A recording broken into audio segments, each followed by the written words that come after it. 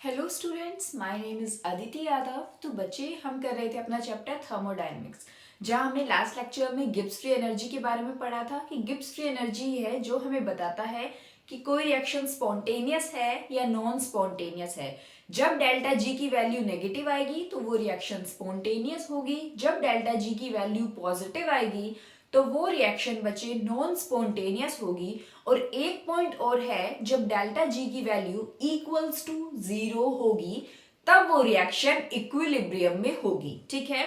अब Gibbs free energy के ऊपर हमारा एक लेक्चर रहता है स्टैंडर्ड गिब्स फ्री एनर्जी, लेकिन वो स्टैंडर्ड टर्म आपको तब समझ में आएगी जब हम ये स्टैंडर्ड स्टेट वगैरह पढ़ लेंगे। तो इस लेक्चर के बाद जो नेक्स्ट लेक्चर होगा उसमें मैं आपको कराऊंगी, वहां पे रिलेशन हम देखेंगे डेल्टा जी नोट का हमारा के साथ के। ठीक है। और फिर अब आज हम करते हैं थर्मोकेमिस्ट्री। थर्मोकेमिस्ट्री क्या होता है कि बच्चे इक्विलिब्रियम कांस्टेंट, कंफ्यूज मत होना कि के क्या था, के इक्विलिब्रियम कांस्टेंट। ठीक है। तो आज हम करेंगे स्टार्ट बच्चे अपना थर्मोकेमिस्ट्री।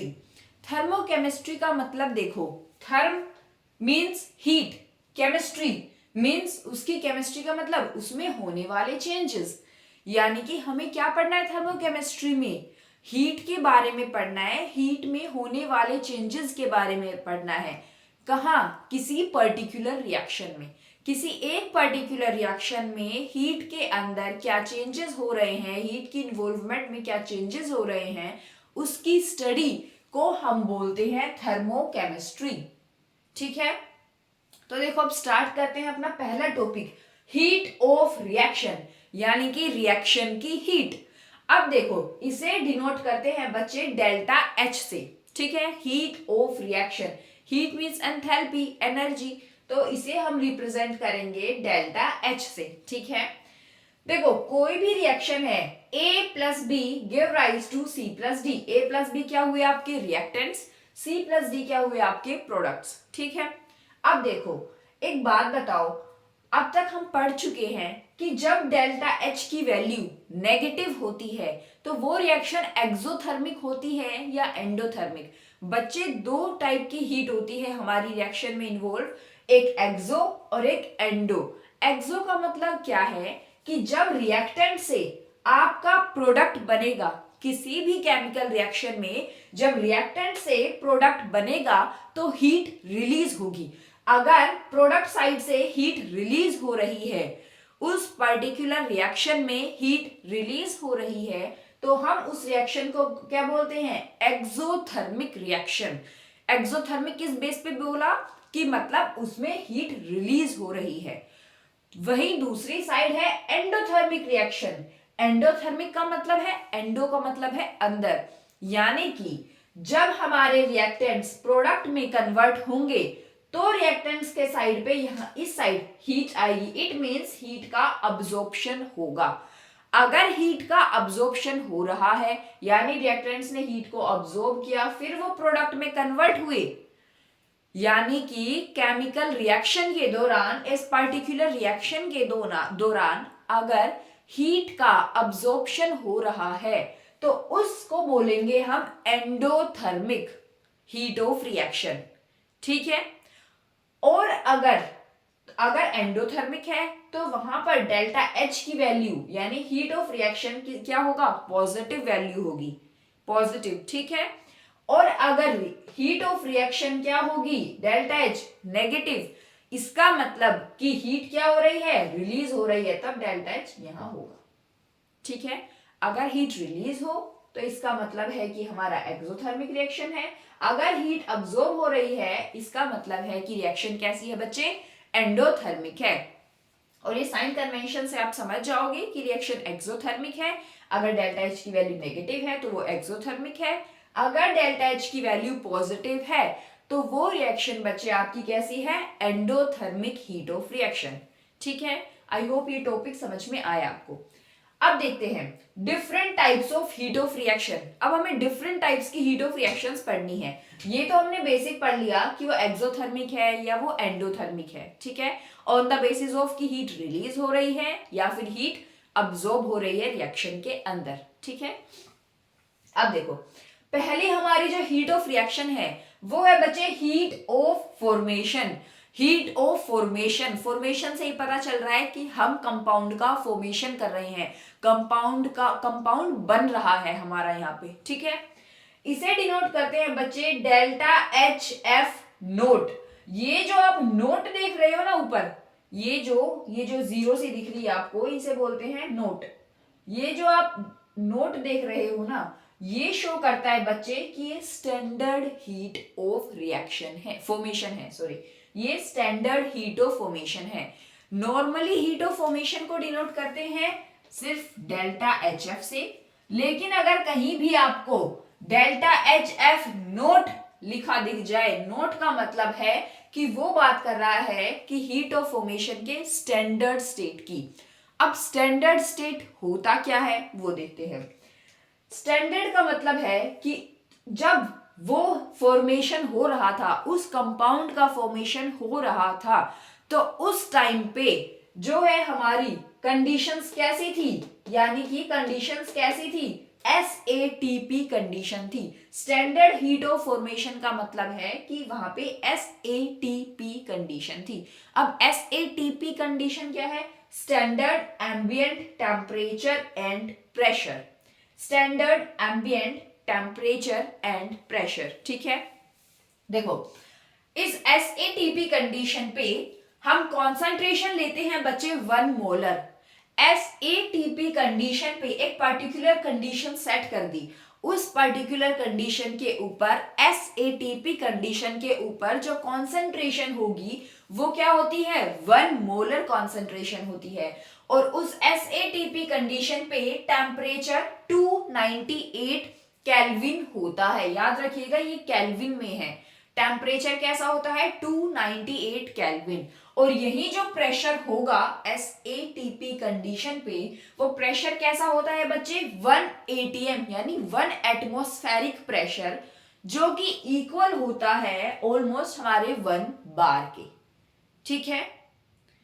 तो ये कंडीशंस हैं SATP कंडीशंस। अगर इन कंडीशंस पे हीट ऑफ फॉर्मेशन है तो उस फॉर्मेशन को हम बोलते हैं स्टैंडर्ड हीट ऑफ फॉर्मेशन, यानी कि एक फिक्स जो है क्राइटेरिया हमने रख दिया, फिक्स क्राइटेरिया रख दिया कि किसी की कॉन्सेंट्रेशन 1 मोलर है, टेम्परेचर 298 केल्विन है, प्रेशर हमारा 1 ATM या 1 बार है।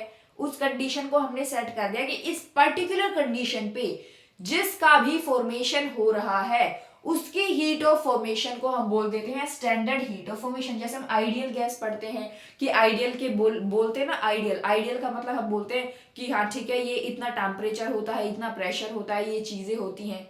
तो वही चीज है स्टैंडर्ड का मतलब है कि एक पर्टिकुलर फिक्स कर दिया कि इस कंडीशन पे, इस टेम्परेचर प्रेशर पे जो भी फॉर्मेशन होता है वो हमारा स्टैंडर्ड हीट ऑफ फॉर्मेशन होता है, ठीक है।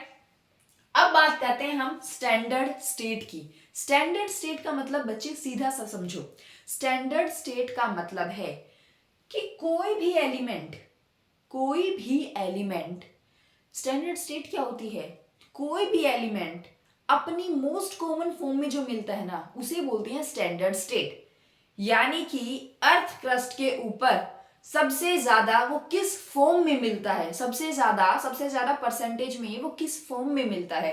जैसे कि हमारा हाइड्रोजन H2 की फॉर्म में होता है, तो ये हो गई उसकी स्टैंडर्ड स्टेट। H2 में गैसियस फॉर्म में होता है सबसे ज्यादा, तो वो हो गई उसकी स्टैंडर्ड स्टेट।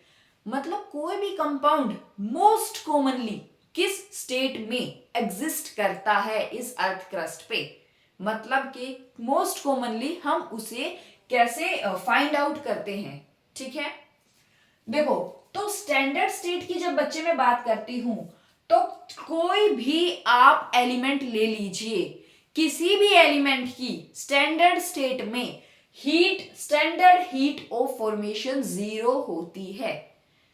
ये आपको पता होना चाहिए। जब आप क्वेश्चन सोल्व करेंगे, हम क्वेश्चन भी सोल्व करेंगे इसके बाद, तब आप देखेंगे कि ये हमारा कहाँ काम आ रहा है। इस बात को दिमाग में बैठा लीजिए कि कोई भी एलिमेंट अगर अपनी स्टैंडर्ड स्टेट में एग्जिस्ट कर रहा है, कोई भी एलिमेंट अगर अपनी स्टैंडर्ड स्टेट में है, तो उस एलिमेंट की स्टैंडर्ड हीट ऑफ फॉर्मेशन क्या होगी, हमेशा 0 होगी। ठीक है, अब देखिए ये कुछ एलिमेंट्स हैं जिनका आपको पता होना चाहिए कि उनकी स्टैंडर्ड स्टेट क्या है, क्योंकि यहां से आपके क्वेश्चन सॉल्व होने में काफी हेल्प मिलेगी। ठीक है, देखो H2 यानी हाइड्रोजन किस फॉर्म में मिलता है, गैसियस। H2 गैस की फॉर्म में, मोस्ट कॉमनली सबसे ज्यादा अमाउंट में हाइड्रोजन गैसियस फॉर्म में पाया जाता है। ठीक है, फ्लोरीन F2 वो भी गैसियस फॉर्म में, Cl2 वो भी गैसियस फॉर्म में, ब्रोमीन L यानी कि वो लिक्विड फॉर्म में सबसे ज्यादा एग्जिस्ट करता है, Br2 ये L है, इसका मतलब कि वो लिक्विड फॉर्म में सबसे ज्यादा एग्जिस्ट करता है। तो Br2 की स्टैंडर्ड स्टेट क्या है, Br2 लिक्विड फॉर्म, उसकी लिक्विड फॉर्म जो है वही उसकी स्टैंडर्ड स्टेट है। ठीक है, I2 यानी कि आयोडीन गैसियस फॉर्म में एग्जिस्ट करता है, O2 की स्टैंडर्ड स्टेट वही गैसियस फॉर्म, N2 की standard state gaseous form, zinc की स्टैंडर्ड स्टेट क्या है, सॉलिड। आपको ये याद करना होगा कि किसकी स्टैंडर्ड स्टेट क्या है, बाकी तो सबकी देखो गैस ही है, सिर्फ एक ब्रोमीन की लिक्विड है, एक जिंक की सॉलिड है, एक हमारा कार्बन। आपने पढ़े थे कार्बन के 3 एलोट्रोप्स होते हैं बच्चे, एक होता है हमारा ग्रेफाइट, एक होता है डायमंड और एक होता है फुलरेन। ठीक है, तो इन तीनों में से जो सबसे ज्यादा मोस्ट कॉमनली फॉर्म है इसकी, जिसमें हम कार्बन हमें मिलता है, मोस्ट कॉमनली फॉर्म जो है कार्बन की वो है बच्चे ग्रेफाइट। तो कार्बन की जो ग्रेफाइट फॉर्म है वो उसकी स्टैंडर्ड स्टेट होती है। ठीक है, कार्बन की जो ग्रेफाइट फॉर्म है वो उसकी स्टैंडर्ड स्टेट होती है। ठीक है, मान लो जैसे कोई भी रिएक्शन है, आपको दिया है कार्बन ग्रेफाइट में, तो आप उसकी heat of formation, standard heat of formation को बोलोगे 0, लेकिन यही आपको दे दिया कार्बन डायमंड, तो अब क्या इसकी आप हीट ऑफ फॉर्मेशन को 0 बोलोगे, क्या आप इसकी heat of formation, standard heat of formation को 0 बोलोगे, नहीं बोलोगे। क्यों नहीं बोलोगे, क्योंकि ये डायमंड जो है वो कार्बन की स्टैंडर्ड फॉर्म, स्टैंडर्ड स्टेट है ही नहीं, और जब उसकी स्टैंडर्ड स्टेट नहीं है तो हम कैसे बोल सकते हैं कि स्टैंडर्ड हीट ऑफ फॉर्मेशन जो है वो 0 है। ठीक है, ऐसे ही P4 यानी फॉस्फोरस की जब हम बात करते हैं, फॉस्फोरस में भी आपके पास क्या आते हैं, white phosphorus, black phosphorus, yellow phosphorus. तो जो मोस्ट कॉमनली फॉर्म है जिसमें फॉस्फोरस मिलता है हमें, वो कौन सी है आपकी, व्हाइट फॉस्फोरस।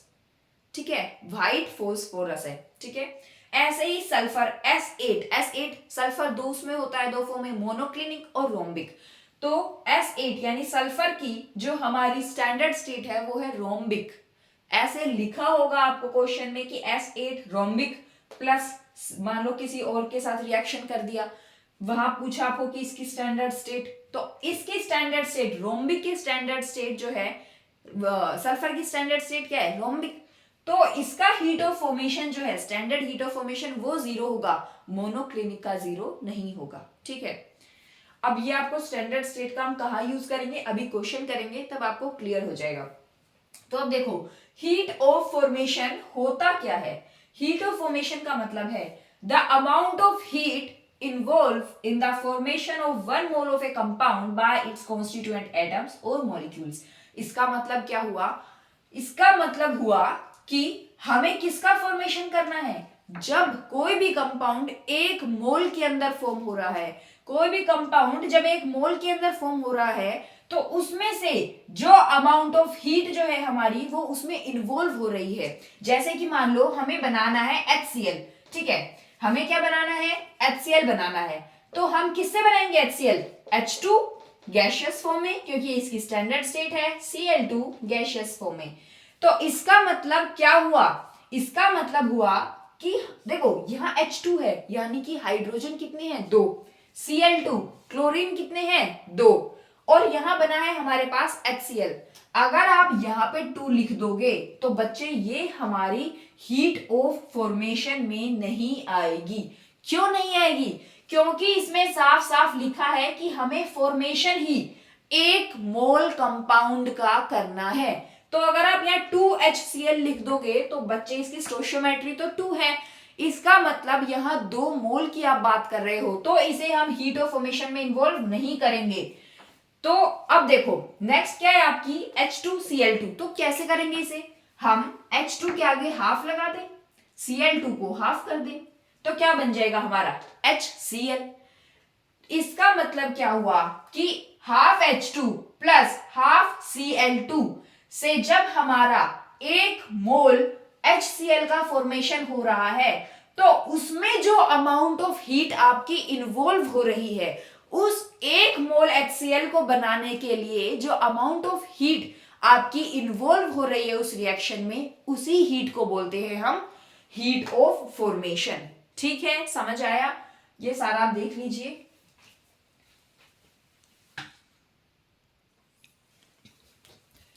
हाँ जी, तो देखो अभी हमने पढ़ लिया हीट ऑफ फॉर्मेशन के बारे में, स्टैंडर्ड हीट ऑफ फॉर्मेशन के बारे में। ठीक है, अभी जो आपने स्टैंडर्ड स्टेट्स पढ़ी थी, जो मैंने बोला था कि स्टैंडर्ड स्टेट में जो कॉन्स्टिट्यूएंट एलिमेंट है उसकी स्टैंडर्ड हीट ऑफ फॉर्मेशन 0 होगी, वो अब आपको यहां समझ में आएगा।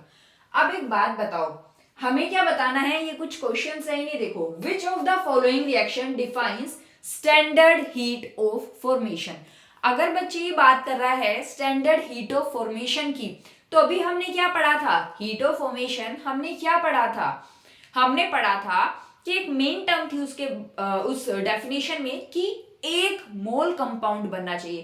कितना, 1 मोल कंपाउंड का फॉर्मेशन होना चाहिए। ठीक है, 2 चीजें थी, पहली कि 1 मोल कंपाउंड का फॉर्मेशन होना चाहिए, दूसरी कि जो भी कॉन्स्टिट्यूएंट एलिमेंट्स हैं या एटम्स हैं, कॉन्स्टिट्यूएंट एलिमेंट्स एटम्स का मतलब क्या होता है, इसका मतलब होता है बच्चे कि वो कंपाउंड किन किन एलिमेंट्स से मिलके बना है। कॉन्स्टिट्यूएंट यानी कि किन किन एलिमेंट से मिलके वो पार्टिकुलर कंपाउंड बना है, जैसे A plus B give rise to C। ठीक है, तो कॉन्स्टिट्यूएंट एटम्स एलिमेंट्स क्या हुए यहाँ पे A प्लस बी, और उससे कंपाउंड क्या बना C। ठीक है, तो बस 2 चीज याद रखनी है, हीट ऑफ फॉर्मेशन में 1 मोल ऑफ कंपाउंड का फॉर्मेशन होना चाहिए, और जो भी कॉन्स्टिट्यूएंट एटम्स या एलिमेंट्स हैं वो अपनी स्टैंडर्ड स्टेट में होने चाहिए। ठीक है, तभी उनका स्टैंडर्ड हीट ऑफ फॉर्मेशन क्या होगा, 0। ठीक है, अब देखो ये पहले ये बताओ कि क्या डेल्टा HF नोट को ये चीज जो ये वाली क्वेश्चन है आपका, ये वाली इक्वेशन है रिएक्शन, क्या ये डिफाइन कर पा रही है। देखो हमें क्या देखना है, सबसे पहले 1 मोल ऑफ कंपाउंड का फॉर्मेशन। हाँ भाई, 1 मोल ऑफ कंपाउंड का फॉर्मेशन है, एक कार्बन है, ठीक है, एक कार्बन है, यहाँ हाफ O2 हो गया, तो 2 से 2 कैंसिल हो गया, तो 2 ऑक्सीजन और ये भी 2 ऑक्सीजन। ठीक है, CO2 का फॉर्मेशन है और 1 मोल ऑफ कंपाउंड फॉर्म हो रहा है। ठीक है, 1 मोल, पहली जो कंडीशन थी हमारी वो सेटिस्फाई हो गई। अब नेक्स्ट कंडीशन क्या थी हमारी, कि जो कॉन्स्टिट्यूएंट एटम्स या एलिमेंट्स थे हमारे, वो किस फॉर्म में होने चाहिए हमारे, वो होने चाहिए बच्चे हमारे, हम बात करें स्टैंडर्ड हीट ऑफ फॉर्मेशन की, और स्टैंडर्ड स्टेट, स्टैंडर्ड अगर हीट ऑफ फॉर्मेशन की मैं बात करूंगी तो कॉन्स्टिट्यूएंट एटम्स और एलिमेंट्स मेरे स्टैंडर्ड स्टेट में होने चाहिए। तो क्या आपके यहाँ पे एलिमेंट्स जो है कॉन्स्टिट्यूएंट, क्या वो स्टैंडर्ड स्टेट में है या नहीं। O2 तो ठीक है भाई, ऑक्सीजन तो हमारा O2 गैसियस फॉर्म में ही था, ठीक है, ये अपनी स्टैंडर्ड स्टेट में है, लेकिन हमारा क्या कार्बन हमारी स्टैंडर्ड स्टेट में है, कार्बन अपनी स्टैंडर्ड स्टेट में है। जनरली जब हम कार्बन का CO2 का फॉर्मेशन करते हैं तो कैसे बनता है, CO2 carbon plus O2 give rise to CO2, और O2 के आगे हमने हाफ लगा दिया है यहाँ पे। ठीक है, हाफ इसीलिए लगाया क्योंकि यहाँ ऑक्सीजन था। ठीक है, क्या ये इसकी स्टैंडर्ड स्टेट है, CO, यानी क्या कि कोई स्टैंडर्ड स्टेट में हमने पढ़ा नहीं। कार्बन की स्टैंडर्ड स्टेट क्या थी, ग्रेफाइट। कार्बन की स्टैंडर्ड स्टेट थी ग्रेफाइट, जहां पे उसका स्टैंडर्ड हीट ऑफ फॉर्मेशन था 0। तो क्या ये रिएक्शन जो है वो डेल्टा HF नोट को डिफाइन कर रही है, नहीं कर रही है। रीजन ये है कि कार्बन यहां, सबसे पहली बात तो CO प्लस हाफ O2 से CO2 नहीं बनता है, सिंपल सी बात है। दूसरी बात कि कार्बन अपनी स्टैंडर्ड फॉर्म में ही रिएक्ट करता है, जैसे कि नेक्स्ट में देखो, ये है हमारे पास, देखो ये है हमारे पास कार्बन जो है वो किस फॉर्म में है? ग्रेफाइट फॉर्म में। हाँ ठीक है, कार्बन ग्रेफाइट फॉर्म में है तो ये उसकी स्टैंडर्ड स्टेट है, ठीक है। या हीट ऑफ फॉर्मेशन उसका हो गया 0, standard heat of formation. Plus O2, O2 भी गैसियस फॉर्म में होता है, इसका मतलब ये भी अपनी स्टैंडर्ड स्टेट में एग्जिस्ट कर रहा है ऑक्सीजन। और फॉर्मेशन क्या हो रहा है? CO2। और कितने मोल CO2? प्रोडक्ट साइड पे हम देखेंगे कि कितने मोल का फॉर्मेशन हो रहा है, सिर्फ 1 मोल का फॉर्मेशन होना चाहिए प्रोडक्ट साइड पे। और रिएक्टेंट साइड पे बच्चे हम देखते हैं कि क्या वो अपनी स्टैंडर्ड स्टेट में एलिमेंट्स, कॉन्स्टिट्यूएंट एलिमेंट्स अपनी स्टैंडर्ड स्टेट में हैं या नहीं। रिएक्टेंट साइड पे स्टैंडर्ड स्टेट देखेंगे, प्रोडक्ट साइड पे देखेंगे कि कितने मोल का फॉर्मेशन हो रहा है, सिर्फ 1 मोल कंपाउंड फॉर्म होना चाहिए। सिंपल। तो कार्बन ग्रेफाइट यानी कि अपनी स्टैंडर्ड स्टेट में है कार्बन। O2 गैसियस फॉर्म अपनी स्टैंडर्ड स्टेट में है, तो क्या बन रहा है? CO2। और कितने मोल CO2 बन रहा है? 1 मोल CO2 बन रहा है। इसके आगे कुछ नहीं लिखा है, इसका मतलब 1, ठीक है। 1 लिखने की जरूरत नहीं कि 1 CO2 ना, इसका मतलब क्या है? ये 1 मोल CO2 बन रहा है। तो क्या ये डेल्टा HF नोट को डिफाइन कर रहा है? Defines delta HF note. हाँ भाई ये सही है, ठीक है। नेक्स्ट देखो, N2 गैसियस फॉर्म में था, ठीक है। रिएक्टेंट साइड पे क्या देखना है कि स्टैंडर्ड स्टेट में एलिमेंट्स हैं या नहीं। N2 गैसियस फॉर्म में था, ठीक है, स्टैंडर्ड स्टेट में है। H2 गैसियस फॉर्म में था, ठीक है, स्टैंडर्ड स्टेट में है। प्रोडक्ट साइड में देखो अब कि हमारी रिएक्शन बैलेंस करने के बाद कितने नंबर ऑफ मोल्स हमारा अमोनिया का फॉर्मेशन हो रहा है। बच्चे 2 यानी कि 2 मोल अमोनिया का फॉर्मेशन हो रहा है। और होना कितने मोल अमोनिया का, यानी कि कितने मोल ऑफ कंपाउंड का फॉर्मेशन होना चाहिए हीट ऑफ फॉर्मेशन के अंदर? 1 मोल का। तो क्या ये डेल्टा HF नोट को डिफाइन करेगी? डेल्टा HF नोट को नहीं करेगी। तो कैसे करेंगे इसे देखो ऐसे करेंगे। अगर मैं इसका हाफ कर दूं, N2 गैसियस है, हाफ कर दिया। H2 है गैसियस फॉर्म में, ठीक है, कॉन्स्टिट्यूएंट एलिमेंट में है, 3/2 कर दिया। तो यहां मेरा 1 मोल अमोनिया का फॉर्मेशन हो रहा है। देखो इस 2 से ये वाला 2 कैंसिल है, तो एक N, एक नाइट्रोजन आ गया। हाइड्रोजन कितने होने चाहिए? H3, 3 होने चाहिए, 3 हाइड्रोजन। तो इस 2 से अगर मैं 3/2 इसको कर दूं तो ये क्या हो जाएगा? 2 से 2 कैंसिल हो जाएगा और हमारा क्या फॉर्म हो जाएगा? 1 मोल अमोनिया फॉर्म हो जाएगा। तो प्रोडक्ट साइड भी सेटिस्फाई है कि 1 मोल फॉर्मेशन हो रहा है कंपाउंड का, और रिएक्टेंट साइड भी सेटिस्फाइड है। क्या सेटिस्फाइड है? कि हमारे जो एलिमेंट्स हैं वो अपनी स्टैंडर्ड स्टेट में एग्जिस्ट कर रहे हैं, ठीक है, डन। नेक्स्ट देखो, H2 plus F2, H2 gaseous form में है, F2 भी गैसियस फॉर्म में है, ठीक है। क्या बन रहे हैं? 2HF, 2HF। कितने नंबर ऑफ मोल्स कंपाउंड बनने चाहिए? 1 मोल ऑफ कंपाउंड। बन कितने रहे हैं? 2 mole of compound, 2 mole HF बन रहे हैं। तो क्या ये रिएक्शन हमारी डेल्टा HF नोट को हम डिफाइन कर पाएंगे? यहाँ नहीं, क्योंकि standard heat of reaction, standard heat of formation को हम सिर्फ 1 मोल ऑफ कंपाउंड के लिए डिफाइन करते हैं, और यहाँ तो 2 मोल HF बन रहा है, तो इसके लिए डेल्टा HF नोट डिफाइन नहीं होगा। तो कैसे होगा? ये देखो, हमें क्या करना है कि ये जो 2 मोल आ रहा है बैलेंस करके रिएक्शन, यहाँ क्योंकि हाइड्रोजन भी 2 है, फ्लोरीन भी 2 है, इसीलिए यहाँ हमारा 2 मोल आया HF, ठीक है। तो क्या कर देते हैं हम, इसको ही H2 को हाफ कर देंगे, F2 को हाफ कर देंगे। क्या आ गया हमारे पास? यहाँ पे 1 मोल HF आ गया।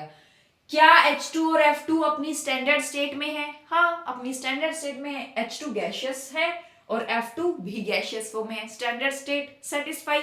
सिर्फ 2 ही कंडीशंस याद रखो, स्टैंडर्ड हीट ऑफ फॉर्मेशन में या हीट ऑफ फॉर्मेशन में सिर्फ 2 ही चीजें याद रखो। प्रोडक्ट साइड पे 1 मोल कंपाउंड बनना चाहिए, और जो कॉन्स्टिट्यूएंट एलिमेंट्स या एटम है यानी कि जिनसे मिलके कंपाउंड का फॉर्मेशन हो रहा है, ऐसे एलिमेंट्स अपनी स्टैंडर्ड स्टेट में एग्जिस्ट करने चाहिए। और स्टैंडर्ड स्टेट क्या होती है वो मैंने आपको पढ़ा दिया है, ठीक है। तो क्या ये डेल्टा HF नोट को डिफाइन करेगी? हाँ करेगी। अब इसका आंसर क्या होगा वो आप कमेंट सेक्शन में कमेंट कीजिएगा, ठीक है, ये आपके लिए होमवर्क है। अब देखो, मान लो ये तो हमने कर लिया डेल्टा HF नोट के बारे में सारी चीजें, ठीक है। अब अगर मान लो हमारे पास आगे आता है कुछ ऐसा, समथिंग लाइक दिस, एक सेकेंड रुको, ठीक है। और हमसे बोल दिया यहाँ पे कि हमें निकालना है heat of reaction. Heat of reaction हमें बताना है। हीट ऑफ रिएक्शन आप पढ़ चुके हो ना कि कितना अमाउंट ऑफ हीट इन्वॉल्व हो रही है। हीट ऑफ रिएक्शन एक्सोथर्मिक है या एंडोथर्मिक है, डेल्टा एच से पढ़ा था हमने, डेल्टा एच रिएक्शन से। तो जब हम यहाँ पे बच्चे हीट ऑफ रिएक्शन निकालेंगे तो कैसे निकालेंगे? हीट ऑफ फॉर्मेशन और हीट ऑफ रिएक्शन का रिलेशन क्या होता है? ये देखो रिलेशन इसका होता है बच्चे हमारा यहाँ पे HF0 किसका? प्रोडक्ट का, डेल्टा HF0 प्रोडक्ट का माइनस डेल्टा HF0 किसका? रिएक्टेंट का। तो अगर मुझे इस इक्वेशन के लिए निकालना है, अगर मुझे इस इक्वेशन के लिए हीट ऑफ रिएक्शन मेरा निकालना है, मान लो हीट ऑफ रिएक्शन आपसे पूछा है और आपको दिया गया है क्या? हीट ऑफ फॉर्मेशन रिएक्टेंट का और हीट ऑफ फॉर्मेशन प्रोडक्ट का। तो आप कैसे निकालोगे? अब ये देखो, प्रोडक्ट साइड पे क्या है हमारा? C plus D. C कितने मोल है? X और D कितने मोल है? Y। तो कैसे लिखेंगे हम? X delta HF0 C plus Y delta HF0 D, और इसका ब्रैकेट कर देंगे हम बड़ा सा बंद। अब रिएक्टेंट लिखो। सिमिलरली रिएक्टेंट लिखने हैं V delta HF0 A plus W delta HF0 B। ठीक है, ये है आपका बच्चे हीट ऑफ रिएक्शन और हीट ऑफ फॉर्मेशन के बीच का रिलेशन क्या है। क्वेश्चन में आपसे पूछ लिया जाए कि हीट ऑफ रिएक्शन क्या होगी इस पर्टिकुलर रिएक्शन की, और आपको गिवन है हीट ऑफ फॉर्मेशन प्रोडक्ट का और हीट ऑफ फॉर्मेशन रिएक्टेंट का, तो आप कैसे फाइंड आउट करोगे? सिंपल। देखो अब एक चीज देखो, मान लो हम करते हैं ये वाली, चलो हम ये वाली इक्वेशन कर लेते हैं, ठीक है, ये वाली आपको गिवन है। अब N2 प्लस 3H2 2NH3, इसके लिए हीट ऑफ रिएक्शन हम लिखते हैं। देखो डस्टर कहां गया? देखो इसके लिए अगर मैं हीट ऑफ रिएक्शन लिखती हूं, कोई भी इक्वेशन ले लेते हैं, एक इक्वेशन का आप कमेंट सेक्शन में लिख के बताइएगा। देखो इसका लिखते हैं हम N2 गैसियस फॉर्म में है, 3H2 गैसियस फॉर्म में है, 2NH3 गैसियस फॉर्म में है। अब बच्चे इसमें पूछा है आपका हीट ऑफ रिएक्शन, क्या पूछा है? डेल्टा HR, यानी कि हमारा क्या पूछा है? Heat of reaction. तो हीट ऑफ रिएक्शन क्या पढ़ा था हमने? Heat of formation of product minus heat of formation of reactant. ठीक है, अब एक बात बताओ मुझे, ये क्या है हमारा? 2NH3, तो क्या लिख देंगे? प्रोडक्ट 2 डेल्टा HF किसका? NH3 का। ठीक है, क्योंकि यहां 2 मोल है, माइनस माइनस रिएक्टेंट में क्या जाएगा? रिएक्टेंट में क्या जाएगा बच्चे? ये जो N2 है आपका, ये किस फॉर्म में एग्जिस्ट कर रहा है आपका? स्टैंडर्ड स्टेट में। तो ये स्टैंडर्ड स्टेट में है, तो इसका डेल्टा HF0 क्या होगा? 0 होगा। क्यों 0 होगा वो भी मैंने आपको समझा दिया। क्यों 0 होगा? क्योंकि ये अपनी स्टैंडर्ड स्टेट में एग्जिस्ट कर रहा है। ठीक है, तो यहां से आपको हेल्प मिलेगी किसी भी क्वेश्चन को करने में कि अगर कोई भी एलिमेंट अपनी स्टैंडर्ड स्टेट में एग्जिस्ट कर रहा है तो आप यहाँ पे इसका डेल्टा HF0 नहीं लिखोगे N2 का। क्यों? क्योंकि इसका डेल्टा HF0 यानी स्टैंडर्ड हीट ऑफ फॉर्मेशन क्या होगा? 0 होगा। क्यों? क्योंकि N2 गैसियस फॉर्म में यानी कि अपनी स्टैंडर्ड स्टेट में एग्जिस्ट कर रहा है। ठीक है, समझ में आया? अब इनमें से किसी एक का, चलो इसका आप लिख के दिखाएंगे मुझे, ग्रेफाइट का लिख के दिखाना आप। ठीक है, ओके। इसमें भी क्या होगा? ये हमारे पास O2 अपनी स्टैंडर्ड स्टेट में है, इसका भी क्या होगा? Delta HF0 0। ग्रेफाइट अपनी स्टैंडर्ड स्टेट में है, डेल्टा HF0 इसका भी 0। तो हम जब इसका लिखेंगे delta HR heat of reaction के इक्वल लिखेंगे तो क्या आएगा? सिर्फ प्रोडक्ट का आएगा हमारे पास। हीट ऑफ रिएक्शन यहां मेरा किसके इक्वल हो जाएगा? Heat of formation of CO2 के इक्वल हो जाएगा। ठीक है, समझ में आया? आई होप ये चीजें आपको समझ में आई हैं। हाँ देखो, अगर मैं इसका लिख दूं, अगर इसका हीट ऑफ रिएक्शन आपसे पूछा हो, फर्स्ट वाले का हीट ऑफ रिएक्शन पूछा हो, तो कैसे लिखोगे आप? यहाँ पे क्या है, 1 मोल है, ये 1 मोल है, ठीक है, तो कैसे लिखोगे? Delta H R heat of reaction, किसका हीट ऑफ फॉर्मेशन लिखना में? प्रोडक्ट का, तो प्रोडक्ट क्या है? CO2, तो क्या हो जाएगा? ये 1 मोल है, तो आगे कुछ लिखने की जरूरत नहीं है, तो कैसे लिखोगे? Heat of formation delta H F note of CO2 minus product minus reactant. अब देखो, ऑक्सीजन तो क्या है अपनी O2 स्टेट में है, ठीक है, ऑक्सीजन तो क्या है? O2 स्टेट में है, स्टैंडर्ड स्टेट में है। तो क्या बच्चे, यहां मेरा CO जो है वो सॉलिड है, CO यानी सॉलिड है, तो क्या इसकी डेल्टा एच एफ नोट क्या होगी? इसकी डेल्टा एच एफ नोट तो 0 नहीं होगी, क्योंकि ये स्टैंडर्ड स्टेट थोड़ी है किसी की भी। तो माइनस में क्या आएगा हमारा? स्टैंड किसकी आएगी? CO यानी कि कार्बन मोनोऑक्साइड का हीट ऑफ फॉर्मेशन आ जाएगा। Heat of formation of reactant में CO का हीट ऑफ फॉर्मेशन आ जाएगा, ठीक है।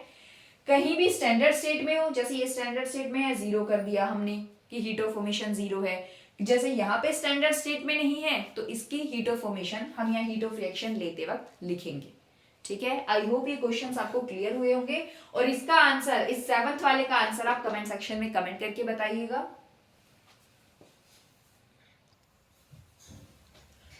तो नेक्स्ट टॉपिक है बच्चे हमारा हीट ऑफ कंबशन। जैसे हीट ऑफ फॉर्मेशन था, यानी कि हम कंपाउंड का फॉर्मेशन कर रहे थे, 1 मोल ऑफ कंपाउंड फॉर्म कर रहे थे। सिमिलरली जब हम बात करेंगे हीट ऑफ कंबशन की, तो इसे डिनोट किया जाता है delta H note combustion, COMB, ठीक है। वही है, नोट का मतलब क्या है? यहाँ पे स्टैंडर्ड स्टेट की बात कर रहा है। तो बच्चे देखो, कंबशन, कंबशन का मतलब क्या है कि ऑक्सीजन चाहिए, ऑक्सीजन की प्रेजेंस में ही तो कंबशन होगा। तो अपने आप ही आपकी जो डेफिनेशन है वो क्लियर हो जाएगी कि अमाउंट ऑफ हीट जो रिलीज हो रही है, जितने अमाउंट ऑफ हीट रिलीज हो रही है जब 1 मोल सब्सटेंस का कंबशन हो रहा है, और कंबशन किसके साथ होगा? ऑक्सीजन के ही साथ होगा, सिंपल सी बात है, टू फॉर्म द प्रोडक्ट्स। यानी कि 1 मोल ऑफ सब्सटेंस जब कंबस्ट कर रहा है, यानी 1 मोल ऑफ सब्सटेंस जब ऑक्सीजन के साथ कंबाइन कर रहा है टू फॉर्म प्रोडक्ट्स, तो जितने अमाउंट ऑफ हीट रिलीज हो रही है, उस अमाउंट ऑफ हीट को, कंबशन के दौरान रिलीज होने वाली उस अमाउंट ऑफ हीट को क्या बोलते हैं हम? Heat of combustion. अब एक बात का डिफरेंस है कि जब मैं बात करूंगी हीट ऑफ कंबशन की, बच्चे हम फॉर्मेशन में तो 1 मोल किसका ले रहे थे कि प्रोडक्ट हमारा 1 मोल बनना चाहिए, ठीक है, प्रोडक्ट हमारा 1 मोल बनना चाहिए। लेकिन जब हम कंबशन की बात करेंगे तो यहां ये बोल रहा है कि जो रिएक्टेंट है वो 1 मोल होना चाहिए, रिएक्टेंट 1 मोल होना चाहिए। वहां प्रोडक्ट था हीट ऑफ फॉर्मेशन में 1 मोल, यहाँ पे 1 मोल क्या होना चाहिए? रिएक्टेंट, जो भी रिएक्टेंट है आपके वो 1 मोल होने चाहिए। डन। और हमेशा डेल्टा एच कंबशन यानी हीट ऑफ कंबशन क्या होता है? नेगेटिव। क्यों? क्योंकि the amount of heat release, और जब अमाउंट ऑफ हीट यानी हीट रिलीज की जब मैं बात करती हूं तो आपके माइंड में स्टक कर जानी चाहिए ये चीज कि वो बात कर रहा है कि रिएक्शन कैसी होगी, हीट ऑफ रिएक्शन जो है वो कैसी होगी? एक्सोथर्मिक। क्योंकि किसी भी रिएक्शन में जब हीट रिलीज होती है तो वो रिएक्शन जो होती है वो एक्सोथर्मिक रिएक्शन होती है, यानी उसमें हीट रिलीज हो रही है। तो डेल्टा एच कंबशन की वैल्यू क्या होगी? नेगेटिव वैल्यू होगी। और नेगेटिव का मतलब क्या है कि वो रिएक्शन कैसी है? हीट ऑफ कंबशन क्या है हमारा? क्या है हमारा? एक्सोथर्मिक है। लेकिन इसका एक एक्सेप्शन है, वो एक्सेप्शन आपको पता होना चाहिए। बाकी जितनी भी कंबशन की रिएक्शंस हैं सारी की सारी एक्सोथर्मिक है। सिर्फ एक एक्सेप्शन है आपका, और वो एक्सेप्शन है ये, जब N2 हमारा O2 के साथ मिलता है, यानी कि जब N2 का कंबशन हो रहा है तो वो फॉर्म कर रहा है हमारा NO, और उस टाइम पे जो हमारी हीट है वो रिलीज नहीं होके वो हीट अब्सॉर्ब होती है। यानी कि वो ये बाकी जितनी भी कंबशन रिएक्शंस हैं वो सारी एक्सोथर्मिक है, क्योंकि उसमें हीट रिलीज हो रही है, हीट रिलीज हो रही है कंबशन के दौरान। लेकिन जब हम बात करते हैं NO का फॉर्मेशन फ्रॉम N2 और O2 से, तो क्या होगा हमारा? यानी NO कंबशन के बाद, N2 के कंबशन के बाद जब NO बन रहा है उस टाइम पे जो हीट ऑफ कंबशन हमारी क्या होती है, पॉजिटिव होती है, यानी कि यहाँ इस रिएक्शन में हीट रिलीज नहीं हो रही, यहाँ पे हीट अब्सॉर्ब हो रही है। तो ये एक्सेप्शन आपको याद होना चाहिए कि ये वाली रिएक्शन क्या है, एंडोथर्मिक। ये एक्सेप्शन क्या है, एंडोथर्मिक है। ठीक है, नेक्स्ट देखो, जैसे बच्चे अभी अभी हमने देखा था कि हीट ऑफ रिएक्शन मान लो हमसे पूछ लिया जाए और हमें क्या गिवन हो, heat of formation of product और heat of formation of reactant. तो अभी हमने निकाला था हीट ऑफ रिएक्शन, कैसे निकाला था हमने, हीट ऑफ रिएक्शन हमने निकाला था product, heat of formation of product minus heat of formation of reactant, निकाला था ना, अभी हमने देखा था। अब जब मैं बात करूंगी हीट ऑफ कंबशन की, और हीट ऑफ कंबशन और हीट ऑफ रिएक्शन का भी एक रिलेशन है। कैसे, जब हमसे पूछा जाए heat of, standard heat of reaction क्या होगी, अगर आपको कंबशन की वैल्यूज गिवन है तो आप कैसे निकालोगे, फॉर्मेशन में तो था product minus reactant, heat of formation of product minus reactant, लेकिन कंबशन में क्या है, heat of combustion of reactant minus heat of combustion of product. Formation के साथ याद रखिएगा, कभी कंफ्यूज हो जाए, फॉर्मेशन के साथ जब हम हीट ऑफ रिएक्शन का जो रिलेशन है वो देखते हैं तो वहां प्रोडक्ट माइनस रिएक्टेंट आता है, और हीट ऑफ कंबशन में रिएक्टेंट माइनस प्रोडक्ट आएगा। ठीक है, एक और चीज देख लेते हैं, एक और हीट हमारी, फिर लेक्चर को खत्म करते हैं, यहाँ पे वाइंड अप करते हैं।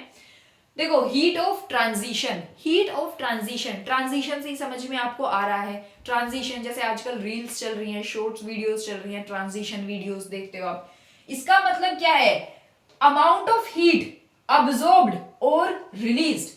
कंबशन को तो हमने बोल दिया था कि कंबशन के दौरान हमेशा हीट जो है वो रिलीज होगी, वो हमेशा एक एक्सोथर्मिक रिएक्शन होगा, और एक्सेप्शन केस था हमारा NO का। ठीक है, लेकिन यहां फिक्स नहीं है कि अमाउंट ऑफ हीट अब्सॉर्ब होगी या रिलीज होगी, तो इसने बोला कि द अमाउंट ऑफ हीट, यहां लिख देती हूं मैं, हीट बोल दो या फिर अमाउंट ऑफ हीट बोल दो, डजंट मैटर, बात वही कर रहे हैं हम।